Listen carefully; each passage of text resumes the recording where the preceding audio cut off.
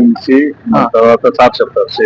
Okay okay సరే sir. అట్లయితే ఏం లేదు, ఇక్కడ జరిగిందని మాకు ఇన్ఫర్మేషన్ వచ్చింది, అందుకని మేము ఇక్కడికి వచ్చాము. మీకు కాల్ చేస్తున్నారు కదా, ఇక్కడికి వస్తున్నారు కదా మీరు, ఏం జరిగింది ఎలా జరిగిందని మీకు కొంచెం అలా తెలిసింది కదా, అందుకని మాకు చెప్తారేమో అని ఇప్పుడే వచ్చిన ఓనర్ తీసుకెళ్ళి ఏం జరిగిందో వీడియో విచారించి సార్తో మాట్లాడుతారు. ఏమనుంటే సార్ అడగండి. అలా ఇక్కడ ఎప్పుడు జరిగింది, ఏ రోజు జరిగింది, అతను మీద మీకు అనుమానం ఎప్పుడు వచ్చింది? నాకు జరిగిందంతా ఒక 1 month అయిపోయింది. నేను వెయిట్ చేస్తాను, పబ్లిక్ ఏం చేయలేదు. ఎందుకంటే మళ్ళీ పబ్లిక్ చేస్తే ఆయన స్టడీ అయిపోతాడు. మేము పబ్లిక్ ఏం చేయలేదు. వెయిట్ చేస్తాను మళ్ళీ వస్తారు అనేసి. మళ్ళీ ఈరోజు వచ్చినారు.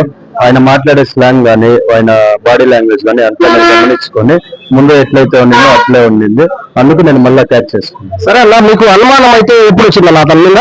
నాకు ఈరోజు మార్నింగ్ నా షాప్ కి వచ్చి ఒక 2-3 ఐటమ్స్ అడిగినారు. నేను చూపిలేదు. ఏంటంటే మళ్ళీ అంతా మొత్తం బాక్స్ అంతా బయటికి తిమ్మన్నారు. మళ్ళీ అప్పుడు డౌట్ వచ్చి సీసీ కెమెరా చెక్ చేసుకొని నేను మళ్ళీ కన్ఫర్మ్ చేసుకున్నాను. ఓకే, అతను అనేసి మీకు కన్ఫర్మ్ అయింది, మీరు చెప్తున్నారు. ఓకే, లోపలికి వచ్చాడంటున్నారు. ఎవిడెన్స్ ఏమైనా ఉందా మీ దగ్గర? ఉంది, నా ఎవిడెన్స్ ఉంది. సీసీ కెమెరా ఫుటేజ్ అంతా ఉంది, ఫొటోస్ ఉన్నాయి.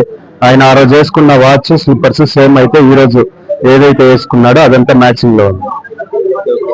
అట్లయితే ఆయన ఎప్పుడు దొరికారు మీకు? మీకు అనుమానం ఎప్పుడు వచ్చింది? తర్వాత ఇక్కడ ఉన్న ప్రజలంతా మీకు సహకరించారా లేదా మీరు ఒక్కరే చూసారా? లేదు, నా ఫస్ట్ అయితే నేను ఒక్కడనే చూశాను. నాకు షాప్ లోపలికి వస్తేనే డౌట్ వచ్చింది. అందుకు నేను మళ్ళీ ఉండమంటే అంటే పరిగెత్తా అన్నాడు. మళ్ళీ చుట్టుపక్కల అన్న వాళ్ళంతా పిలిచినాను.